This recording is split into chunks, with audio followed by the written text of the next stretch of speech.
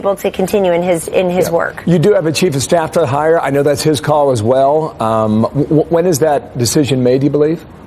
That's up to the president. And when the president tweeted out today, there are about 10 people being considered and vying. What's he looking for in that job? Well, let me begin with the current chief of staff, who's still on the job, General John Kelly.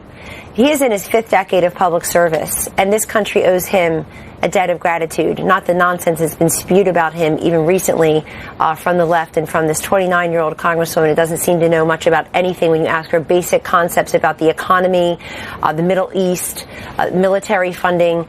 Really embarrassing. And for her to even use a slur against him yesterday, and I won't repeat her name or the slur, but let me stand up for General John Kelly. He's done a magnificent job for this country for almost 50 years.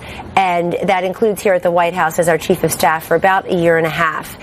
Before that, Secretary of Homeland Security from day one of this administration. And before that, a 4-star general and a gold star dad. And we all owe him a debt of gratitude. He will stay on the job through January 2nd, at least.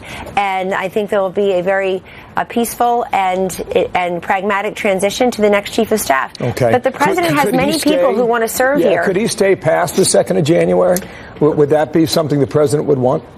That's up to the president, and that's up to the chief of staff, General John Kelly, certainly. I know they both love this country and want there to be a transition to the next leader here. But I want to say something about the role of chief of staff because it doesn't get covered enough. People focus way too much on the chief part, the person who's with the principal most often, the person who is interfacing with the rest of the cabinet, for example. But the of staff part is also important.